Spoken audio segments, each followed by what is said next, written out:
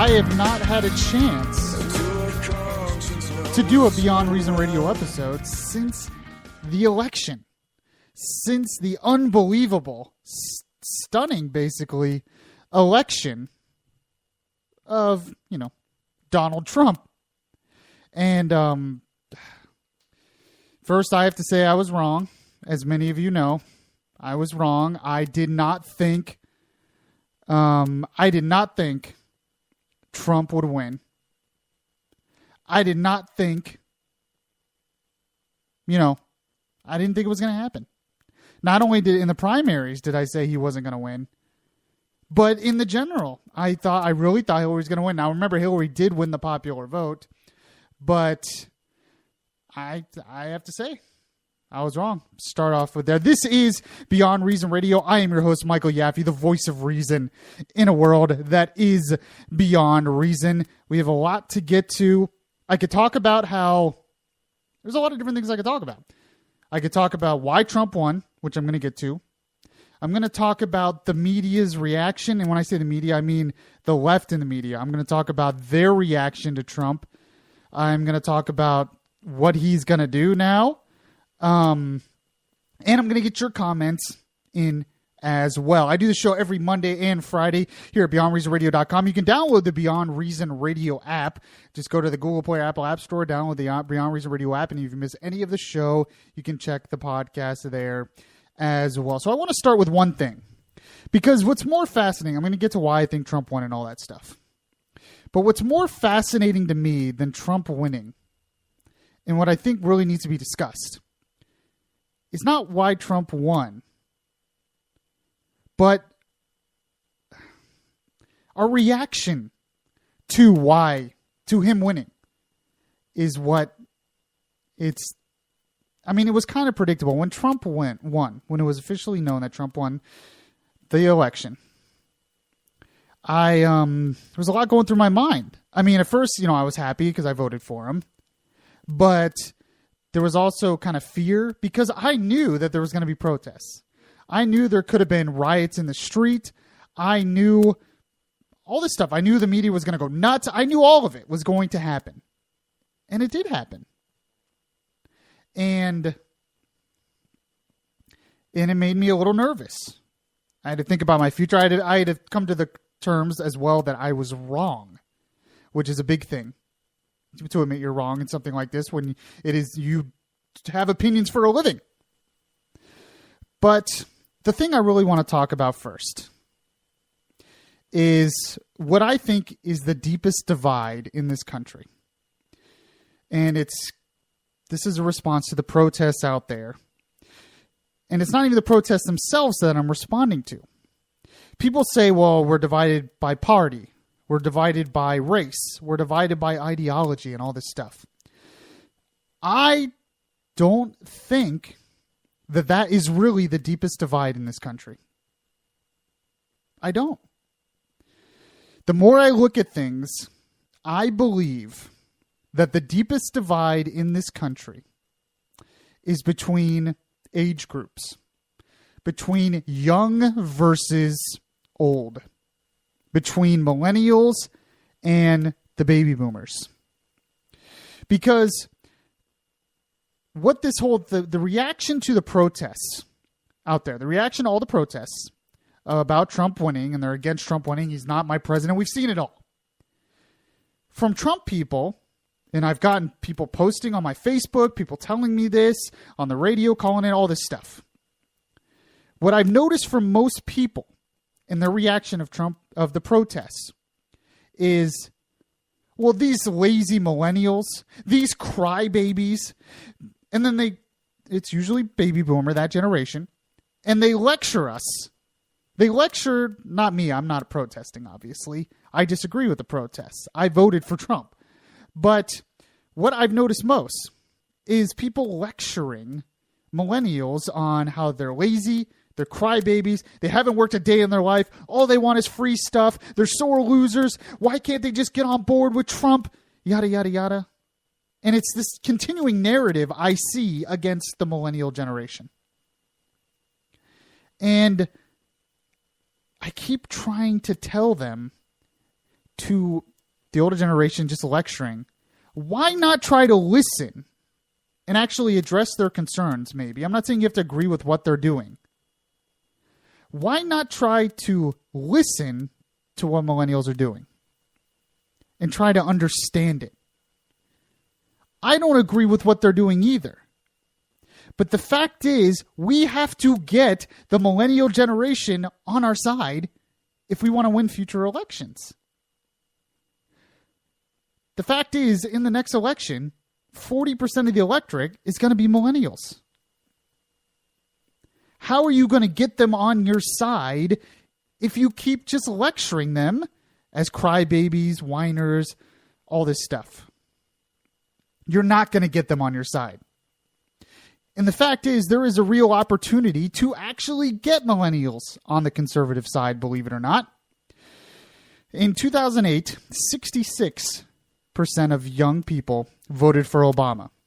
In 2012, 60% of young people voted for Obama. Hillary Clinton, she got 55% of young people. 55% of young people. So in 8 years, it went from 66% of young people voting Democrat to only 55% of young people voting Democrat. There's a real opportunity there. But they keep saying, well, the millennials are just selfish. They're just all about me, me, me, me, me. I don't believe that anymore. And I posted on Facebook and I got in similar to reaction to this. And for those who are just joining us, I'm talking about the protest. It's by a lot of young people. And the reaction to the protest about Trump is just lecturing young people, saying they're young, lazy, stupid. And I'm trying to tell them not to just do that. We have to get millennials on our side. But I no longer believe millennials are the me, me, me generation. I don't longer believe my generation is the me, me, me generation. We are the us, us, us generation. And what I mean by that is people in today's world get their self-worth by the groups they connect themselves to. It's very obvious when you think about it. Black Lives Matter. It's all about the group. They're part of that group. Occupy Wall Street, the Bernie Sanders supporters, and it even goes in the Republican side with the Tea Party and the diehard Trump supporters. It's not about me, me, me. It's about us, us, us. Are you with us? Are you with us? But what happens when we have that mentality? What happens when we have that mentality? This is where we are in this country right now. It's you're either with us or you're against us. That is what's causing all these problems right now. That is what's causing the last election, which was the most vitriolic I've probably ever seen in my life. That is what's causing the Black Lives Matter movement to get where it is. It's what's causing the protests in cities. It's what's caused riots in cities in response to police shootings and all that stuff. There was a video out of a white person being beat up by a couple of black kids because he voted for Trump. There's also video out and pictures out of whites putting up signs and everything saying, no more N-words in this area. Trump's our president now. So racism, they're using racism to justify.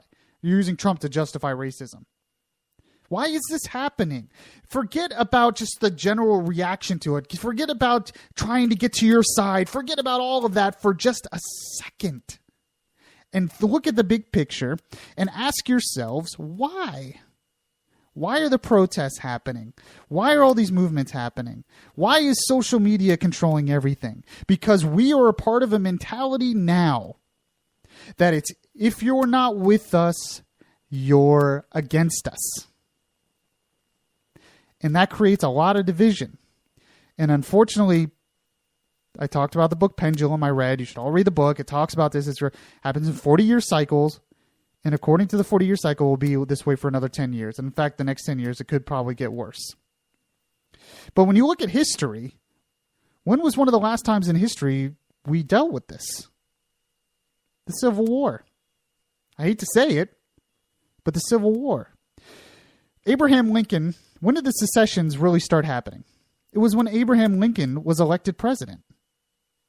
When Abraham Lincoln was elected president, they couldn't side with him. Oh, an abolitionist president. And they started seceding. If you're not with us, you're against us. That is the mentality then, and that's the mentality now. So I'm telling you this. I'm imploring you not to be that person. Don't be that person. Because if you want people on your side for conservatism, and the opportunity is there, I'm telling you the opportunity is there. Because who did young people like before Bernie Sanders? Who did young people really like before Bernie Sanders? No, it was not Obama. Yes, they liked Obama. But it was Ron Paul. Ron Paul is all about limited government and liberty. I'm telling you there's an opportunity to reach millennials. But you cannot do it. You cannot do it by just lecturing them as stupid. I mean, think about what the millennial generation has gone through. Yes, in a lot of ways, they had it easy. But they were raised with 9/11. They were raised with 2 wars in Iraq and Afghanistan. They were raised with natural disasters, Hurricane Katrina. And they were raised in the Great Recession. That's lasting pretty much 8 years right now. That means when they were 10 till now, they haven't really seen great economic times. They are raised in a society where student loans are out of control and they have to pay for it. They were told you have to go to college, and they go to college and they can't find decent jobs, and they have thousands of dollars in student loans. And instead of really addressing those concerns to reach millennials, we're lecturing them as lazy and stupid and just want free stuff. You're not going to win that way. I am on your side with conservatism. I don't like Bernie Sanders. To just bail out student loans is a catastrophe. It doesn't address the real problem. For free healthcare, it's a catastrophe. It will ruin our healthcare system. But you're not trying to convince them to do that, are you? You're just trying to lecture them and say, aha, we won. We won. Well, you won for now. But what's going to happen in 4 years when millennials are 40% of the electorate? And you barely won. Trump barely won, and he didn't even win the popular vote. I have a lot of hope for Trump, believe it or not. I didn't like him. Like I said, I didn't predict he was going to win. I voted for him because he was the best option out of the people running. But I didn't like him in the primary and all that stuff. But I have some hope for Trump. When I look at his 100-day plan, a lot of it's good. He has had the right response to winning. He's talk about bringing people together. I can't complain about that. We'll see what happens. But when you talk about, I'm seeing people protesting. I'm going to play amazing audio from leftists in certain parts of the media who just are out of their minds that Trump won. It's amazing that the one person who has seemed reasonable after this election on the left is Obama. And actually, believe it or not, and Michael Moore of all people. But I wanted to start off first by going through that whole thing. I really, truly believe that the biggest divide in this country is between millennials and baby boomers, between young and old. And it has a lot to do with the cycle of the me versus us generation. It has a lot to do with technology. Technology has changed things so much. And when you look at American history, every time there's radical changes in technology, there's radical changes in the rest of society, and we have to deal with it. Social media, internet, globalization has made the millennial generation look at things differently. When Trump says he wants to make America great again, a millennial has a hard time understanding that because Trump, he's talking about a time when we were the manufacturing power of the world. It was an after World War II economy. We didn't have all this stuff. We didn't have global competition. A millennial doesn't know what that means. They didn't live through that. They don't, it's not that, they hate it or anything. They just it's not a part of their experience. How are you going to reach them? Well, you have to talk about the future, obviously. But this divide is not getting any better, because all I see from Trump people, basically, unfortunately, and people on the right, older people on the right, is they're just lecturing young people as crybabies, as ignorant, as uninformed. And there is some of that, don't get me wrong. Like I said, I'm not protesting. I completely disagree with the idea of the idea of them protesting. But to just totally just lecture them as, oh, they didn't get their way, so they're crying. There's something deeper going on here. And I want you to look at the big picture.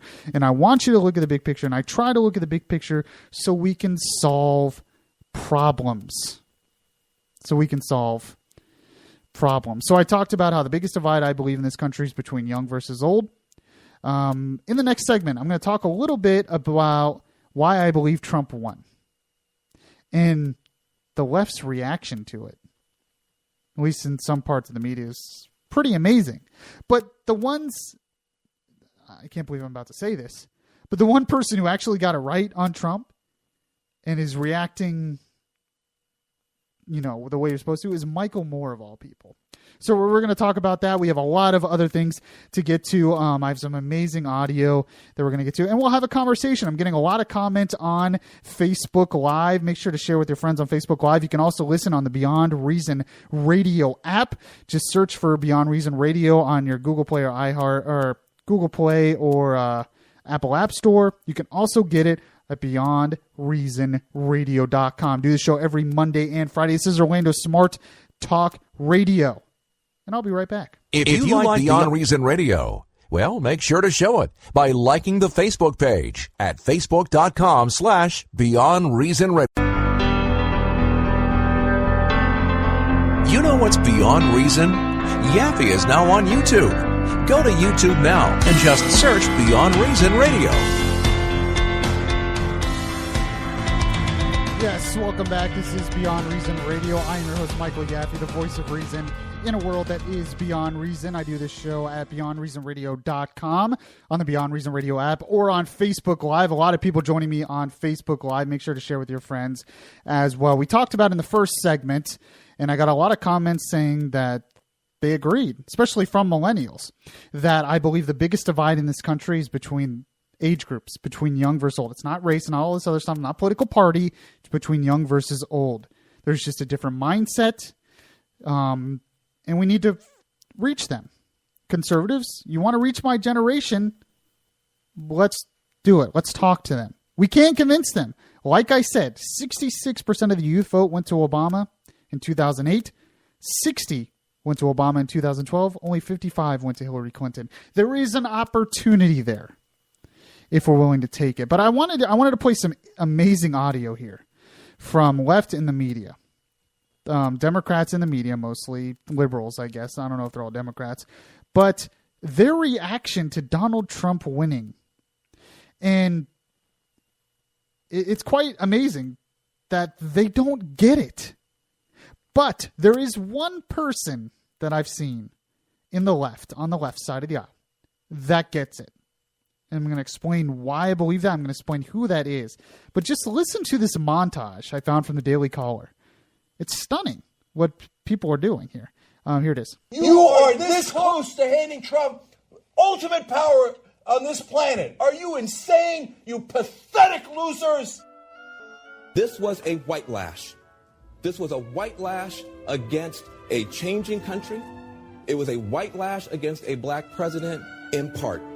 And that's the part where the pain comes. Everybody is crying and so upset, and it is the end of their world. I genuinely do not understand how America can be this disorganized or this hateful. I don't know which one it is. Not only does he now threaten women's rights with my right to decide what is right for my body, not what somebody else says what is right is that. He's such a flawed guy that he can't help himself. He'll still keep alienating the people that he needs to govern. The woman who President Obama called the most qualified person ever to run for the White House couldn't break through. The question remains, Who can? This is a shot against meritocracy, I think, because she merited everything. And the normal way you standardize these things, she did what she's supposed to do to win. If Trump wins, how about bursting into tears and screaming for the next 45 minutes? I have no respect for women who voted for Trump. I think you're dumb.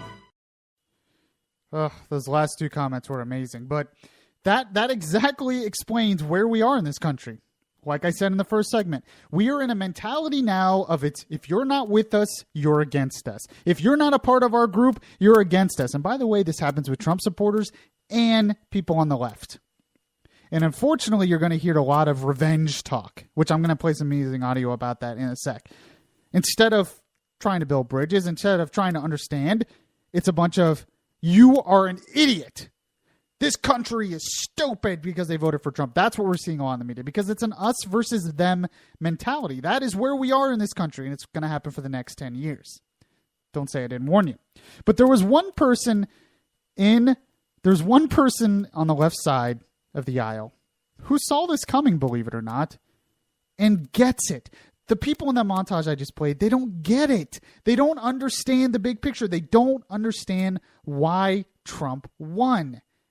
And it's not racism. It's not hate. It's not bigotry. He got over 58 million people to vote for him. He got over 58 million people to vote for him. When you get that many people in a country to vote for you, you can't just scream racism. You can't just scream hate. You can't just scream bigotry. There's something bigger happening here. And remember, this is from someone who didn't see it at first, who didn't think Trump could win. And he didn't win the popular vote, so let's not pretend this is a big mandate either. But there's something going on here that people don't understand. Except one, especially in the left, except one person. And that's Michael Moore. I didn't ever think those words would come out of my mouth, but he saw it coming. He predicted Trump would win. And this is what he had a morning after to-do list that he posted on Facebook for Democrats and liberals about what to do after Trump won. And there's one point here, I might get through some of other stuff later, but there's one point here I want you to focus on. And this explains why Trump really won. Not all the other stuff, but this explains it. He says, everyone must stop saying they are stunned or shocked. What you mean to say is that you were in a bubble and you weren't paying attention to your fellow Americans and their despair. This is Michael Moore. Years of being neglected by both parties, the anger and the need for revenge against the system only grew. Along came a TV star they liked, whose plan was to destroy both parties and to tell them you're all fired. Trump's victory is no surprise. This is from Michael Moore. He was never a joke. Treating him as one only strengthened him. He is both a creature and a creation of the media, and the media will never own that. That's from Michael Moore. And he's exactly right. When you look, what is the biggest reason I think Trump won? Other than, the biggest reason might be that Hillary Clinton was a terrible candidate. Okay, I'll say that. But the other reason is you look at the states he won, typical blue states that turn red. Pennsylvania, Michigan, Wisconsin, Iowa. Then you have North Carolina and Florida. This was a response against globalism. This was nationalism versus globalism. Now, and I've said this before, when you look at the facts, globalism and free trade have actually helped this country in the long run. And what I mean by that is our manufacturing output has actually grown, believe it or not, since NAFTA. Our economy has grown. You get cheaper products. You get a huge export market for American companies and so on and so forth. So when you look at the facts, oh yeah, globalism's great. But we have to remember that to those people that were left behind in the changing economy, they don't care about those stats. All they know is they were left behind. All they know is that globalism didn't benefit them. So when they're in cities like Detroit and in those states that used to be the big manufacturing bases that globalism hurt, and frankly, it wasn't just globalism, it was big union policies and all this other stuff. But when you look at them when you look at the past, And you say, well, the stats show that globalism has actually helped the economy overall. They don't care because their pride is hurt. Their cities are not the same. Their jobs and their job security isn't what it was. And when you have someone who comes along and says, I'm here to make America great again, they're going to respond to that. And that is what drew people to Trump. Because both parties were not, there's a huge portion of the electorate that was being ignored by both parties, just like, believe it or not, Michael Moore said. And Trump reached out to them. They felt like their voices weren't being heard. They felt like they were left behind in this new economy. And Trump reached out to them. The issue is, though, those days are never coming back. Those days aren't coming back. We're not going to be the post-World War II world. We can be better. We can be stronger. We can be greater. But I hope they realize that it's not going to be the same. But Michael Moore got it right that is why Trump won. Now, he has other things on this to-do list that's for the Democrat Party, which is actually very interesting. One of them says, fire all the pundits, predictors, pollsters, and anyone else in the media who had a narrative they wouldn't let go of and refused to listen or to acknowledge what was really going on. For years, you have the right, the conservatives in the media. The conservatives in the media who, you have conservatives out there who were against the media. You're going to start seeing the left against the media now. Michael Moore started here. That's my prediction. You are now going to start having Democrats against the media. So you're going to have conservatives against the media and Democrats against the media. It's going to be very interesting. We're just going to become more divided and more polarized. But like I said, we're at a point in this country where if you're not with us, you're against us. And Michael Moore has a plan that says that even more. Okay. I do have a comment here on Facebook Live from Octavio. He makes an interesting point here. I was talking about why Trump won. He says, don't know. His first speech got airplay because of the Mexican comments. That is, immigration is a part of globalism. When you talk about how globalism hurt and people hurt those jobs, it happened with immigration.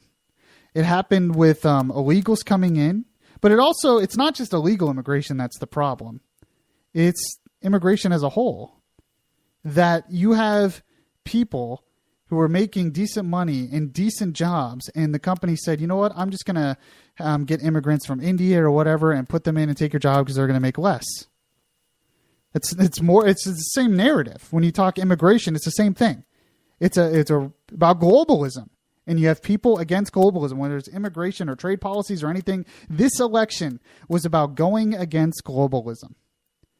And unfortunately, I understand where people are coming from.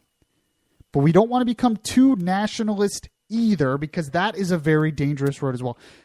World trade with other countries has existed since the beginning of civilization. You're not going to get rid of it.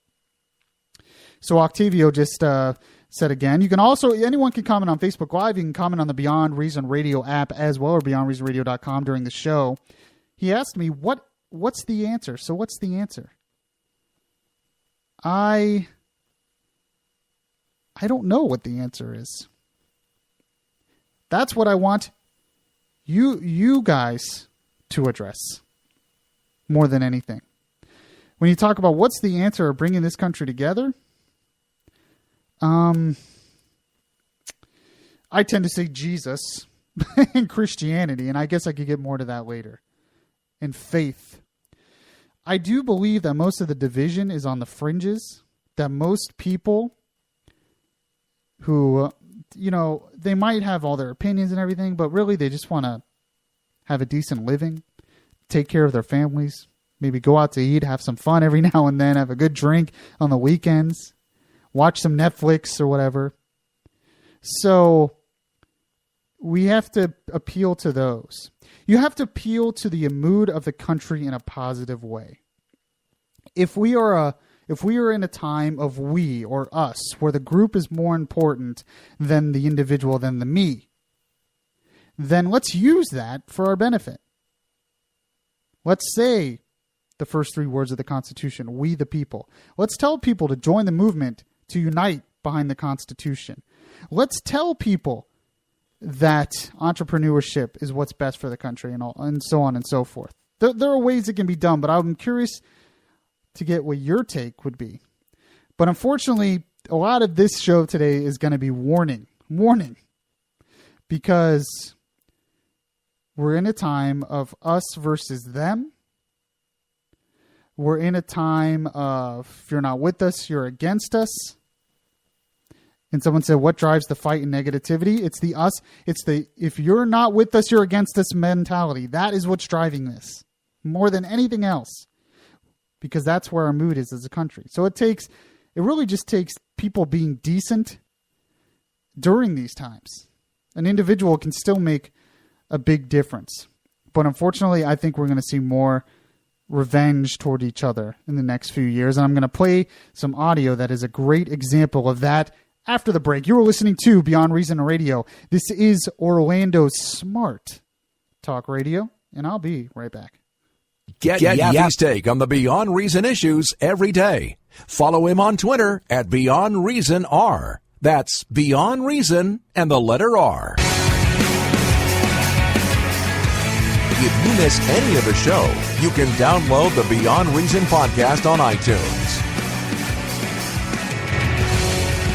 Welcome back. This is your voice of reason in a world that is beyond reason, with a conscience in your ear, telling you the difference between right and wrong. This is Beyond Reason Radio, Orlando's Smart Talk Radio. I do the show every Monday and Friday live at 8 p.m. You can always catch, if you miss any of the show, you can catch the podcast at BeyondReasonRadio.com or the Beyond Reason Radio app. I also do it on Facebook Live as well, getting a lot of interaction on Facebook Live, which makes me very happy. Make sure to tell your friends as well, because I am literally just me.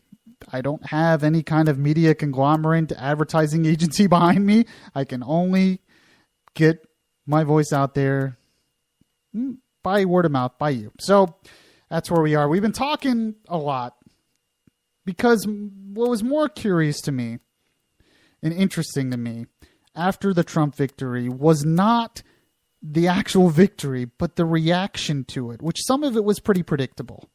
It was predictable to see we would become so divided, because that's just where we are in this country. It's an us versus, it's if you're not with me, you're against me mentality. Just where we are. But what worries me is you start to see the revenge. If you're not with us, I say you're not with us, you're against us, what that really means. And you're seeing a lot of people on the left, which I played the montage earlier. It's no longer we disagree. It's you're an idiot. You're dumb. You're what's wrong with this country.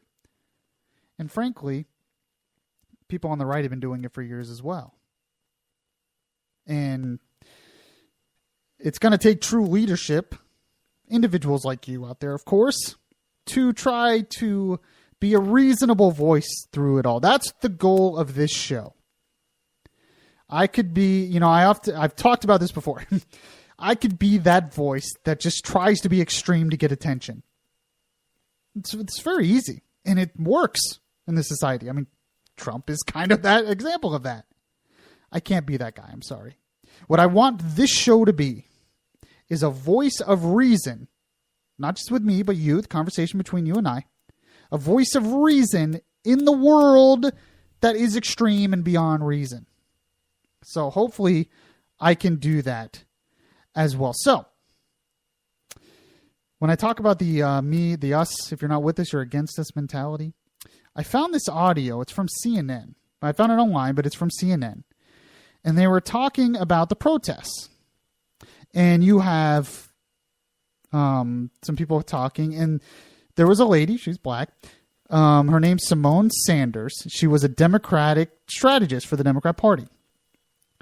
And she said something here in this conversation that was stunning to me, but not really. It shows exactly the dangerous route this country could be going.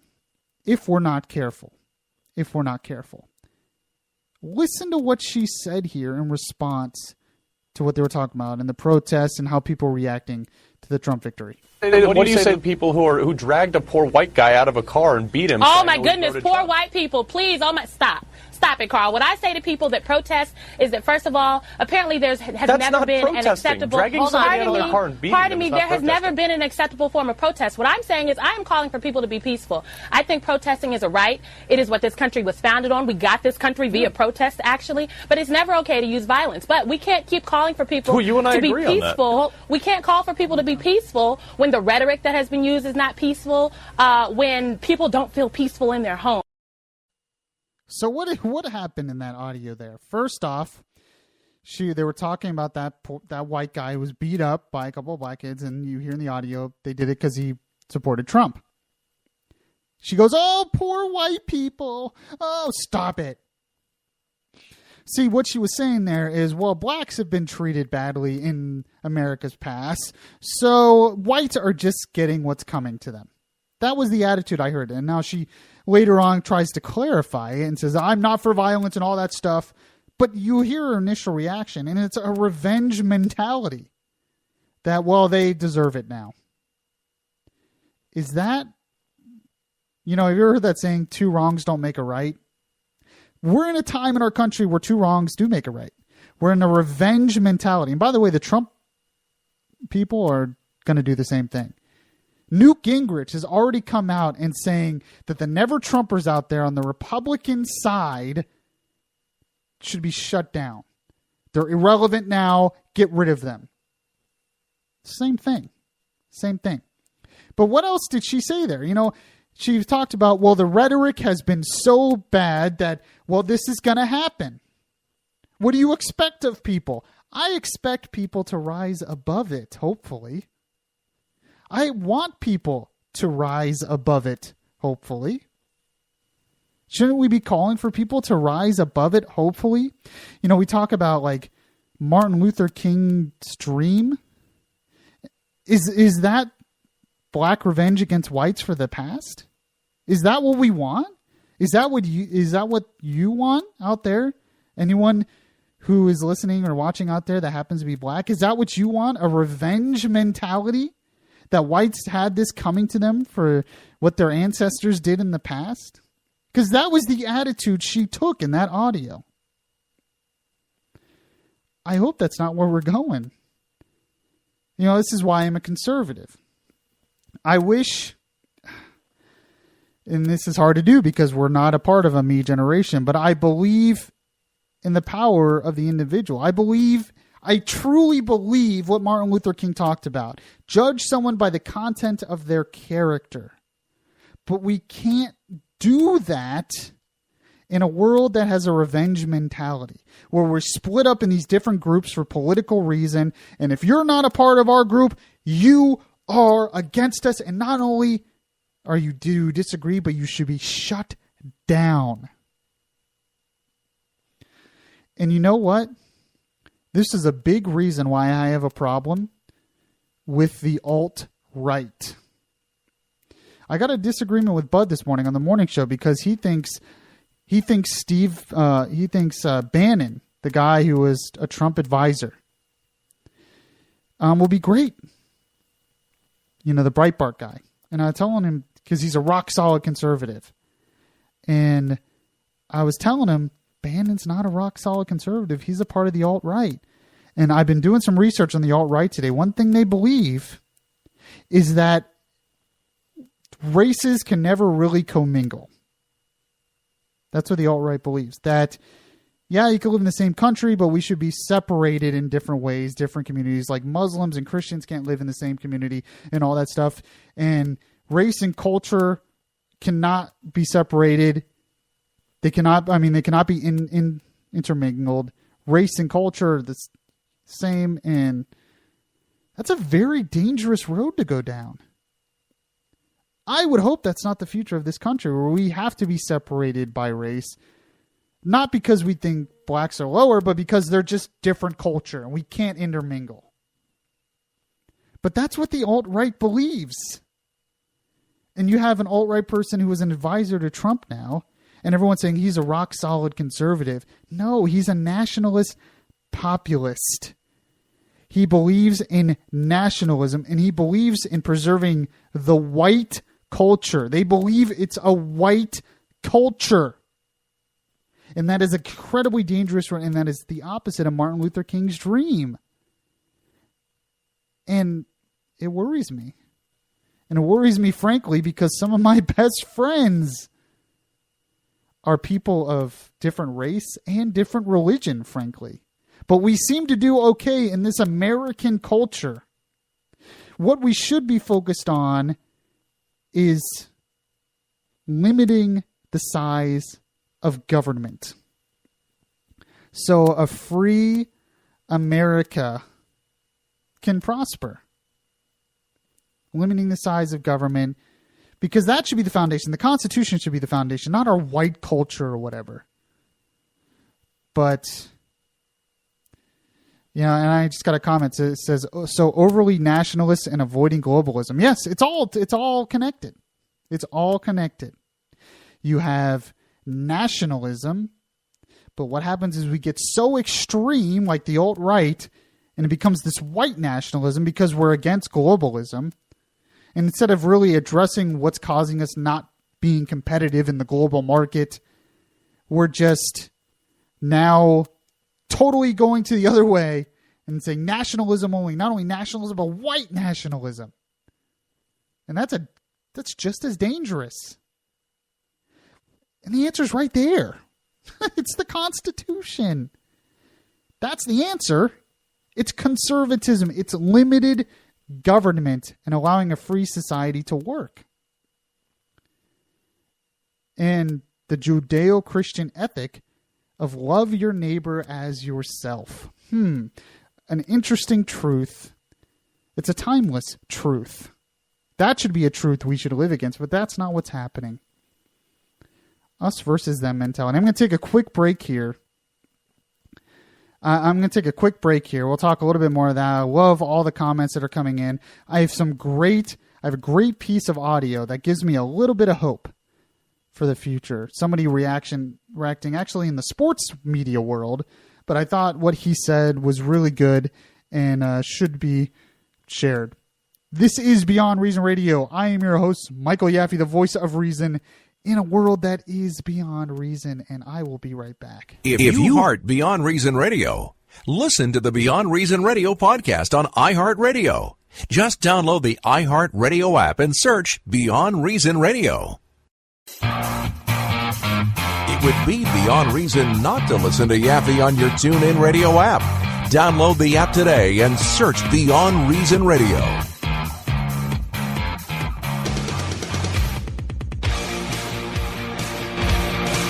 Welcome back to the show, everyone. This is, of course, you all know what this is. I'm your host, Michael Yaffee, and this is Beyond Reason Radio, the voice of reason in a world that is beyond reason. We've had a lot of interesting discussion today. A lot of people on Facebook Live commenting as well. I love all the comments. I love the interaction between all you guys. The show's been a little bit different, a little bit more conversational, a little bit more deep, and talking about what's happening in our country. And we'll get back to a lot of stuff in the future shows with the great audio, great content, great stories that I always do on the show because content is important on this show.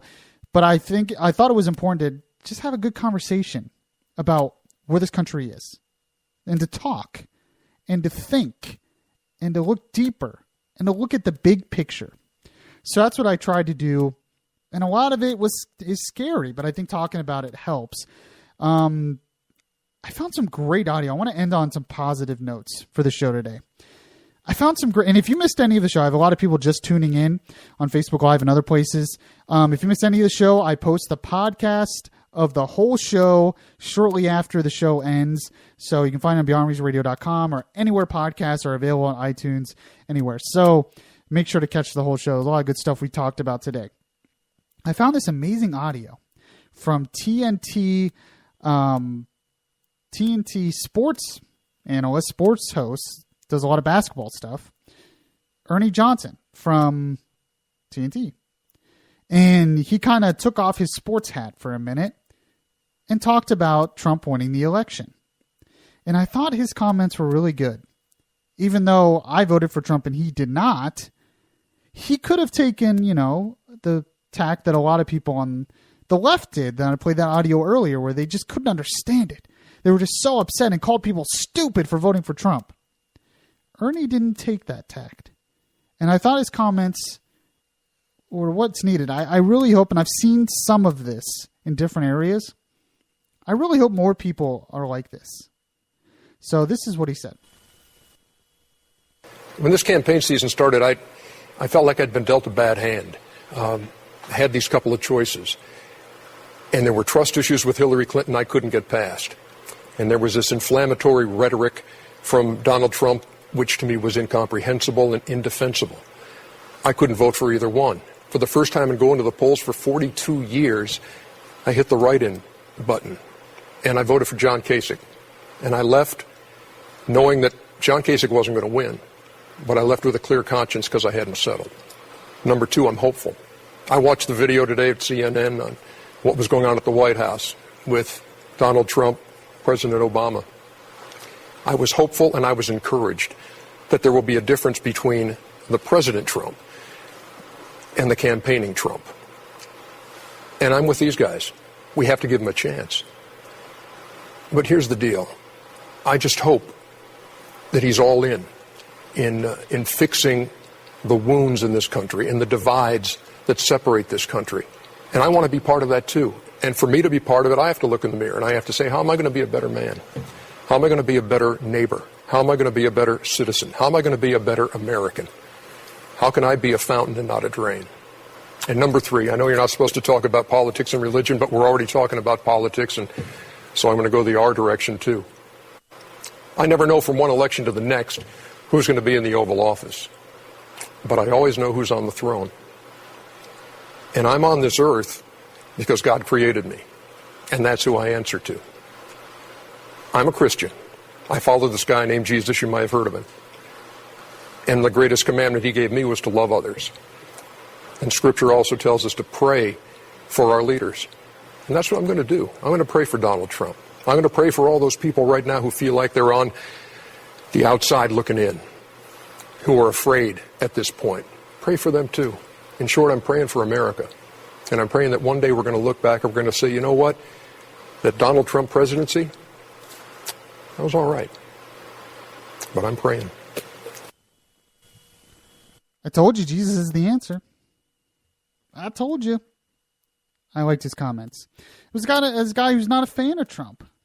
And yet he took the tact of, you know what? We have to give him a chance. And I'm praying.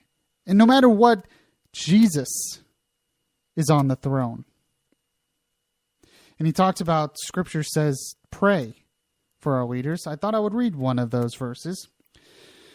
It's from 1 Timothy chapter 2. It's from the Apostle Paul writing to Timothy.